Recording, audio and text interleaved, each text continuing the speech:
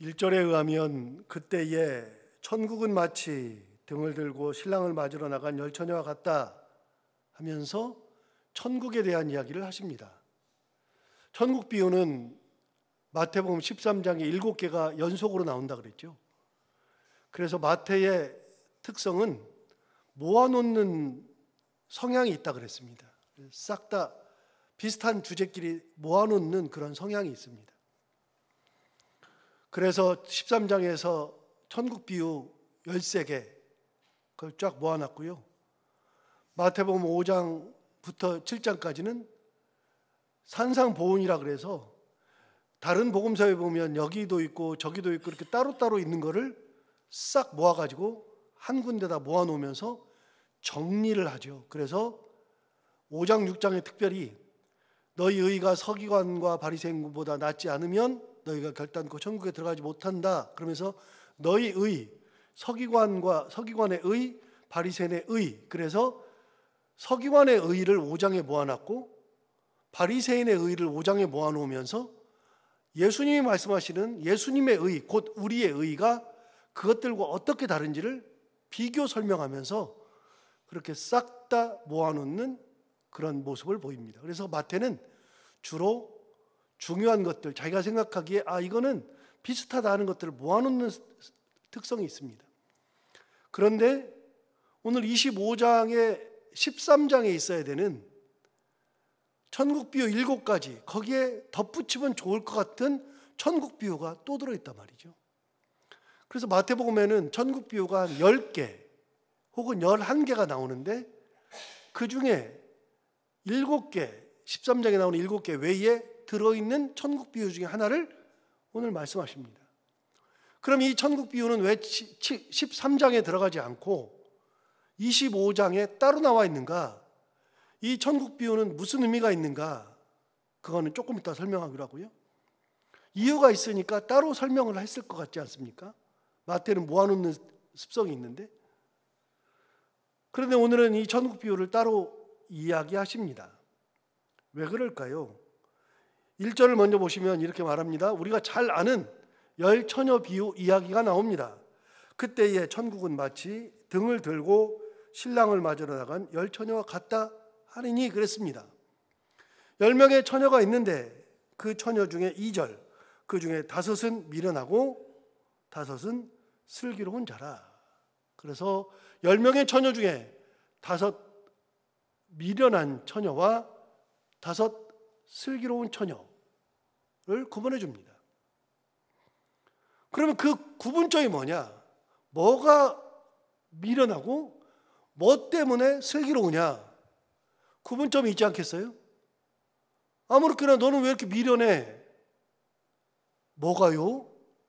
너 보니까 그냥 미련하네 하는 게, 그러면은 이 사람이 납득이 안 돼요. 그런데 미련해. 그래. 뭐 때문에요? 이것 때문에. 뭐 때문에 그러느냐? 여러분, 지혜 있는 처녀와 슬기로운 처녀와 미련한 처녀를 나누는 기준이 뭐냐? 3절과 4절에 나옵니다.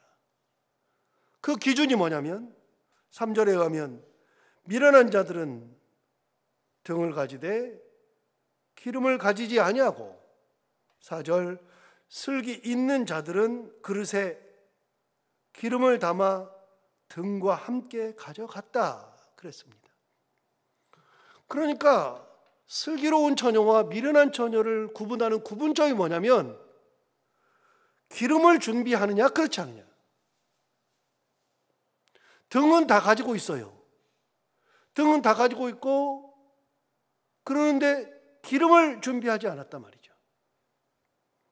기름을 준비하지 않은 것과 준비한 것이 왜 슬기로운 것과 미련한 것이 되느냐? 이유는 간단합니다. 그게 필요할 때 있느냐 없느냐, 준비하고 있느냐 그렇지 않느냐. 그래서 준비하는 자와 준비하지 않은 자, 자 어떤 문제가 되느냐. 5절 6절을 보겠습니다. 신랑이 더디 오므로 다 졸며 잘세 밤중에 소리가 나되 보라 신랑이로다 맞으러 나오라 하매 이에 그 처녀들이 다 일어나 등을 준비했어요. 여러분, 왜 문제가 되느냐면 신랑이 더디고 왔어요. 다 졸며 자요. 그런데 밤중에 갑자기 신랑이 온단 말이죠. 밤중에 신랑을 맞이해야 되는데 등을 준비했는데 그 기름이 없단 말이죠. 그러면 이게 왜 문제가 되냐면 밤중이라 문제가 되는 거예요. 대낮에 오면은요, 등을 준비하는 것이 의미가 없죠. 기름도 의미가 없죠. 그러니까 하루 중에 밤에만 이게 문제가 있는 거예요. 밤중이라서. 낮이면 상관이 없어요. 아침이어도 상관이 없어요. 해가 떠 있을 때는 상관이 없어요. 그런데 해가 없는 밤중이 되었을 때 이 등과 기름이 필요하단 말이죠. 그러니까 그 생각을 해야 되는 거예요. 낮에 올 거라고 생각했으면 이런 거는 준비할 필요가 없으니까 낮에 오는데 기름을 준비하고 등을 준비하고 있으면 그럼 야, 이 멍청아, 낮에 오는데 이걸 왜 준비하냐? 이렇게 나오겠죠. 더 멍청하죠. 그런데 언제 올지를 모른단 말이죠. 언제 올지를. 언제 올지를 모르니까 낮에 오든 밤에 오든 낮에 왔는데 등을 준비하고 기름을 준비하고 있다가 낮에 오면 이렇게 준비를 했는데 낮에 오시니까 이게 쓸모가 없어졌네. 그럼 되는데 밤중에 왔을 때에는 준비한 자와 준비하지 않은 자는 딱 구분이 되는 거예요. 밤중이에요. 그래서 언제 올지 모르기 때문에 언제 올지 모르는 것을 대비하고 준비하고 있는 것이 중요한 것이다. 두 번째, 저는 이 설교를 준비하면서 제가 그동안 깨닫지 못했던 것이 하나 있어요. 5절을 보시면 신랑이 더디옴으로 다 졸며 잘세 그랬습니다. 여러분, 신랑이 더디옴으로 다 졸고 잔다 그랬어요. 저는 이 성경을 많이 읽었는데 이 구절은 제가 처음 봤어요. 그러니까 읽으면서도 그냥 쑥쑥 지나갔어요. 이 신랑이 더디오니까 졸고 잤대요. 그런데 다시 봐요. 5절에 이렇게 말했어요. 신랑이 더디옴으로, 그 다음 뭐라 그랬어요? 다 졸며 잤어요.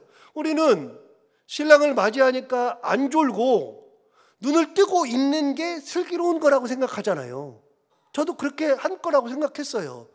그리고 존다 잔다 이 생각을 해본 적이 한 번도 없어요. 그런데 성경을 보니까 졸고 자는데 슬기로운 자들은 안 졸고 안 자고 미련한 자들은 졸고 자고 그럴 거라고 상상할 수 있는데 아니요. 다 졸고 자요. 한밤중인데 누가 안 졸아요? 한밤중인데 누가 안 자요? 당연히 졸고 자죠. 여러분, 구분이 없어요. 밤중이면 뭐 해야 된다고요? 졸아야죠. 자야죠. 여러분, 뭐하고 똑같아요? 앞부분과 똑같잖아요. 이미 설교 2번이나 했잖아요. 맷돌질 할 때는요, 예수님 오신다 그래가지고서 맷돌질 안 하고 평상시 일 안 하고 나는 주님 맞이해야지 흰 옷 입고 막 단장하고 꽃단장하고 막 모자 예쁘게 쓰고 신발 잘 신고 그러고서 있는 게 아니라고요. 그렇게 하고서 준비하고서 맷돌질 하는 게 아니라고요. 그냥 맷돌질 하는 거예요. 평상시에 하는 거예요. 자기 일을 하는 거예요.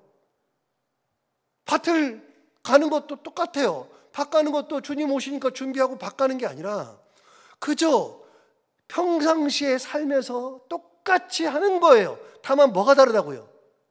하나님을 바라보면서 참 신앙의 길을 가는 거예요. 몇 번 말씀드려요? 하나님 바라보고 올바른 신앙생활 하다가 그날은 내 아이가 아파서 약 사러 갔다가 주님 만날 수도 있는 거고 놀러 가다가 주님을 만날 수도 있는 거고 여행 중에 주님을 만날 수도 있고 친구 만나서 식사하다가 주님을 만날 수도 있고 교회 와서 기도하다 만날 수 있고 예배드리다 만날 수 있고 여러분 예수님을 만나는 건 언제 만날지 모르는데 예수님이 나 오니까 너 친구 만나지 마. 나 오는데 네가 무슨 여행을 다녀. 야, 나 오는데 네가 왜 놀러 다녀. 야, 무슨 옷을 사니. 주님 안 그래요. 그런 말 하신 적이 없어요. 그러니까 주님 오실 때 뭘 해도 상관이 없어요. 일상생활 하는 것은 상관이 없어요. 그냥 하면 돼요. 다만 내가 주님을 사랑하고 참 신앙생활 하고 있고 주님의 은혜 가운데 있으면 그러면 되는 거예요. 그리고 일상생활 하는 거예요. 그러니 부담스럽게 하나도 없어요. 저는 신앙생활하면서 부담 가지는 분들이 많은데 부담 가질 필요가 하나도 없어요. 우리 주님이 부담 가지고서 신앙생활 하라고 한 적이 없어요. 그리고 돈 쓰지 말라고 한 적이 없고요. 뭐 인생을 막 자린고비처럼 살라고 한 적도 없고요. 뭐 막 그렇게 하라고 막 힘줘서 살지 않아도 돼요. 여러분 새벽기도 오다가 빠질 수 있죠. 새벽기도 주일도 아프면 못 나오죠. 괜찮아요. 다 그런 것처럼 여러분 한밤중이 됐는데 오늘도 주님이 오실 거야 그러면서 눈을 부릅뜨고 있어요? 근데 그날 안 왔어요. 그럼 그 다음 날도 내가 주님 오시니까 눈을 부릅뜨고 앉아야지. 눈을 부릅뜨고 있어요? 안 왔어요. 눈을 부릅뜨면 안 온다니까요. 그럼 예수님이 나 같아도 야 네가 나를 준비한다고 눈을 부릅뜨고 앉아? 저 같아도 안 가요. 그때 안 와요. 그날도 안 오네요.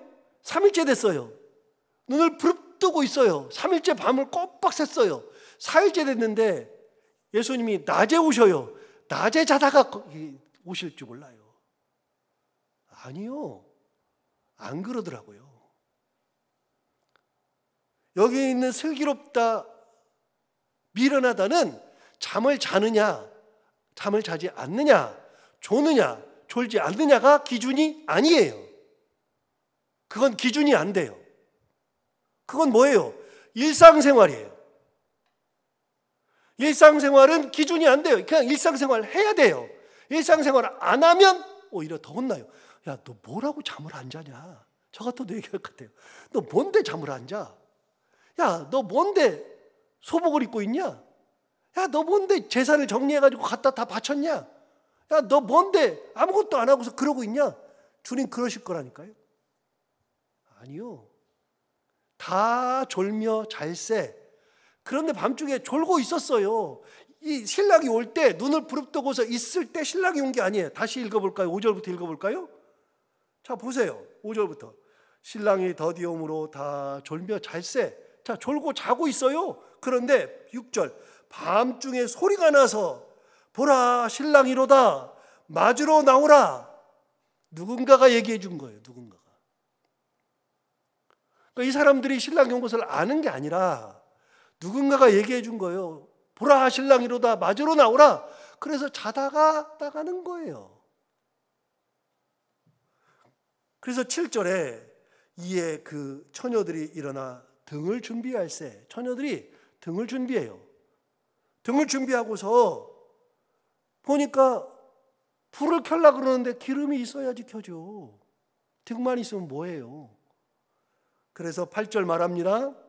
미련한 자들이 슬기 있는 자들에게 이르되 우리 등불이 꺼져가니 너희 기름을 좀 나눠달라 하거늘. 등불이 꺼져가요. 신랑을 맞으러 나가야 되는데 그러니까 기름을 좀 나눠달래요. 그러면 여러분 내가 기름이 있는데 나도 이 기름이 언제 떨어질지 모르는데 이 중요한 순간에 그걸 빌려달라 그러면 빌려줘요? 이게 좀 어려우니까 이거는 조금 머니까 그렇게 생각해봐요. 저도 그런 적이 많아요. 저도 목사인데 저는 목사로서 좋은 거 중에 하나는요. 제가 돈이 없는 걸 알고 빌려달라고 하는 사람이 거의 없어요. 목사님 돈 좀 빌려주세요 하는 사람이 없어요. 특히 목사한테는 돈 빌려달라고 안 해요. 빌려주려고 그래도 먹고 죽을 돈도 별로 없으니까 빌려달라고는 안 해요. 그런데 희한하게 저한테 빌려달라는 사람이 있어요. 빌려달라고. 그럼 여러분 빌려달라 그러면 저도 생각하잖아요. 이 돈이 있어야 여기다 쓰고 우리 다 그러잖아요. 이 돈이 있어야 여기다 쓰고 당장 빌려주면 나는 문제가 되니까 여기 돈이 많으면 모르는데 그러면은 못 빌려줘. 그래서 제가 뭐라 그러냐면 나 돈 없어요. 목사님 좀 목돈 있잖아요. 그래서 목돈이 있어도 쓸 돈이 있어요. 안 빌려줘요. 그러면 이렇게 얘기해요. 아니 목사님이 돼가지고 이렇게 힘들다는데 안 빌려주냐고. 그래요. 나도 죽겠는데, 나도 먹고 사는 게 힘들어 죽겠는데 어딜 빌려줘요? 안 돼요. 여러분, 사람이 자기가 쓸 때가 있는데 나도 지금 이거 간당간당한데 빌려줘요? 안 빌려준다니까요. 지금은 시험을 볼 때 컴퓨터 펜으로 봐요. 컴퓨터 펜으로. 컴퓨터 펜으로 봐가지고 컴퓨터 펜을 새로 사요. 그래서 컴퓨터 펜으로 이렇게 동그라미 4개인데 그중에 이렇게 점을 찍어요. 이렇게 OCR 카드, OMR 카드 그래가지고 시험 볼 때 이렇게 찍어요. 찍으면 그거를 그냥 기계에다 쫙 넣으면 기계가 그냥 채점을 그냥 해버려요. 그냥 그 컴퓨터 펜. 그래서 그 펜으로만 해야지 이게 기계가 읽어요. 그래서 컴퓨터 펜으로 하는 게 있어요. 그래가지고 하는데, 여러분 컴퓨터 펜이 지금 컴퓨터 펜은 내가 2개, 3개 있으면 친구가 안 가져오면 빌려달라면 빌려줄 수 있는데요. 옛날에 저희들 시험 볼 때는 여러분 컴퓨터 펜이 어디 있습니까? 연필로 다 시험 봤지. 연필로 시험 볼 때 어떻게 해요? 연필을 다 깎아가요. 다. 있는 대로 연필들 혹시 모르니까 다 부러지니까 연필을 잘 깎아가요. 그런데 나는 연필이 2자루밖에 없어요. 그래가지고 쓰고 있는데 친구가 하나 빌려달래요. 그럼 빌려줘요? 안 된다니까요. 내 등불이 꺼져가니 좀 쓸 것을 나눠달라 그러면은 지혜로운 처녀들이 나눠주겠냐고요. 9절 보세요. 9절에 말합니다. 슬기 있는 자들이 대답하여 이르되 우리와 너희가 쓰기에 다 부족할까 하노라. 나눠 쓰다가 다 부족해진다. 차라리 파는 자들에게 가서 너희 쓸 것을 사라. 그래서 파는 자들에게 쓸 것을 사라 그래요. 당장 불이 꺼지니까 미련한 처녀들이 일단 기름부터 사야 되니까 이 야밤에 기름 사러 가는 거예요. 야밤에. 10절 보세요. 그들이 사러 간 사이에 신랑이 오므로, 그 다음 중요한 말이 있어요. 준비하였던 자들은 함께 혼인잔치에 들어가고 문은 닫힌지라. 자, 누가요? 준비된 자들. 준비된 자들. 자, 이거 기억하고 있어요. 준비된 자들. 11절 보세요. 그 후에 남은 처녀들이 와서 이르되 주여 주여 우리에게 열어주소서. 얼마나 간절하면 2번씩이나 불러요. 주여 주여 우리에게 열어주소서. 열어달래요. 이미 신랑은 들어갔어요. 열어달래요. 12절 보세요. 대답하여 이르되 진실로 너희에게로 오니 내가 너희를 알지 못하노라 하였느니라. 여기까지가 답이에요. 예수님 하신 천국 비유예요. 천국은 뭐 하고 있으라고요? 준비하고 있으라고요. 천국 가는 자들은 누가 들어간다? 준비된 자들이 들어간다. 그리고 마지막 붙입니다. 예수님께서 마지막으로 이렇게 말씀을 붙입니다. 13절. 그런즉 뭐 하라고요? 깨어 있으라. 깨어 있으라. 너희는 그날과 그때를 알지 못하느니라. 자, 여기서 답이 나오네요. 여러분, 이 천국 비유는 무슨 얘기예요? 이 얘기는요, 앞부분하고 똑같이 붙어 있는 거예요. 예수님이 예루살렘 성이 멸망한다, 성전이 무너진다 그랬더니 제자들이 물어봤잖아요.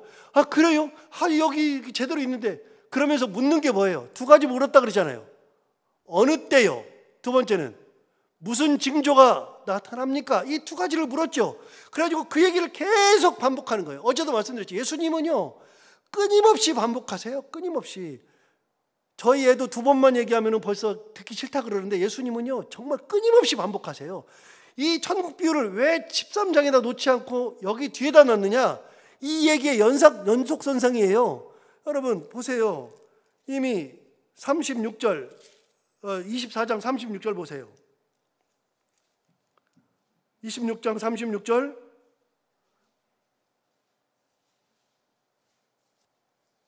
그러나 그날과 그때는 아무도 모르나니 하늘의 천사들도 아들도 모르고 오직 아버지만 아시느니라. 여러분 아까 그랬잖아요. 신랑이 언제 올지 모르죠. 아무도 모르죠. 자, 그 다음 보세요. 44절 보세요. 44절. 이러므로 너희도 뭐 하고 있으라고요? 준비하고 있으라. 생각하지 않은 때에 인자가 오리라. 여러분 준비하라 그랬어요. 아까 제가 봤던 말씀 25장 10절 보세요. 10절. 그들이 살아간 사이에 신랑이 오므로 그 다음 뭐라 그랬어요? 준비하였던 자들은 함께 혼인잔치에 들어가고 문이 닫혔다. 여러분 준비된 자들이 신랑을 맞이하죠. 25장 44절, 24장 44절 다시 봐요. 44절에 이렇게 말했어요. 이러므로 너희도 뭐 하고 있으라고요? 준비하고 있으래요. 같은 내용이에요. 같은 내용. 그걸 천국 비유로 말씀하신 거예요. 그리고 24장 42절도 보세요. 42절. 42절에 이렇게 말합니다. 그러므로 뭐 하고 있으라고요? 깨어 있으라. 어느 날에 너희 주가 임할는지 너희가 알지 못함이니라. 자, 종말의 때는요 기본적으로 그래요. 아무도 몰라요. 아무도 모르니까 뭐 하라고요? 두 가지를 하라고요. 첫 번째, 깨어 있으라. 두 번째, 준비하고 있으라. 아무도 모르니까 깨어 있고 준비해라. 자, 그런데 이 말씀이 아까 그 말씀이에요. 아까 준비하고 있으라는 나왔으니까요. 42절에 보면 그러므로 깨어 있으라. 어느 날에 너희 주가 임할는지 너희가 알지 못함이니라 그랬는데 오늘 본문으로 돌아가서 13절 보세요. 뭐라고 하시나? 13절에 이렇게 말합니다. 그런즉 뭐 하라고요? 깨어 있으라. 너희는 그날과 그때를 알지 못하느니라. 이게 다 하나의 말씀으로 계속 이어지는 말씀입니다. 천국 복음 분명히 말씀하시지만 예수님께 질문했던 그때가 언제입니까? 징조가 뭡니까? 예수님이 징조에 대한 얘기는 별로 안 하세요. 중요한 거는 뭐냐면 때를 모른다. 천사들도 아들도 오직 아버지만 아시느니라. 여기도 말한 거잖아요. 너희는 그날과 그때를 알지 못함이니라. 그래서 때에 대한 말씀을 하실 때는 모른다. 하나님만 아신다. 그러므로 제자들이 질문하지 않은 얘기를 하시는 거예요. 제자들은 어느 때입니까? 징조가 뭡니까? 그럼 예수님은 정작 징조에 대해서는 한 번 말씀하신 다음에 말씀 안 하세요. 때에 대해서는 말씀하시면서 그 다음 뭘 말씀하셨냐? 그때를 모르니까 너희는 뭐 하고 있으라고요? 두 가지 하라고요. 준비하고 있으라, 깨어 있으라. 이걸 말씀하세요. 천국 비유에서도 똑같은 얘기예요. 같은 얘기 반복하시는 거예요. 오늘 이 말씀 다시 한번 새겨보면서 우리가 어느 때인지 모르지만 우리가 일상생활하면서 뭐 특별히 막 준비하고 막 깨어있고 그게 아니라 일상생활 속에서 말씀 가운데 살고 은혜 가운데 살고 그렇게 하는 것 자체가 깨어있음, 준비되어 있음인데 그렇게 깨어있는 삶, 준비된 신앙생활하는 우리 모두가 다 되기를 바랍니다. 기도하겠습니다. 하나님 아버지 감사합니다. 오늘도 귀한 말씀 우리를 깨우쳐 주시고 종말의 때 예수님이 언제 오실지 모르는 그때에 우리가 어떻게 살아야 하는지를 다시 한번 깨닫게 해주셔서 감사합니다. 하나님 아버지 말씀을 계속 들으면서 주님이 하시는 말씀이 무엇인지를 깨닫게 됩니다. 하나님 아버지 다른 것이 중요한 게 아니라 우리가 일상생활에서 참 신앙을 가지고 하나님을 붙들고 예수 그리스도의 말씀 가운데 살아가는 거 이게 얼마나 소중한 것인지를 다시 한번 깨닫게 해주셨으니 그런 신앙생활하면서 주님 언제 오실지 몰라도 그때 우리가 준비되어 있고 깨어있는 삶 살아갈 수 있는 참 그리스도인의 모습 그런 교회가 되게 하여 주옵소서. 하나님 아버지 오늘도 이 말씀 기억하며 이 말씀 가운데 하루를 잘 살아가게 하여 주옵시고 기도하러 나온 사랑하는 성도들 한 분 한 분의 그 마음의 소원과 기도 제목을 다하심으로 하나님께서 다 들어응답해 주시기 원하옵고 오늘도 해야 되는 것들을 기쁨으로 잘 감당하고 만나는 분들과 함께 웃고 행복한 하루가 되게 하여 주옵소서. 감사하며 예수님 이름으로 기도하옵나이다.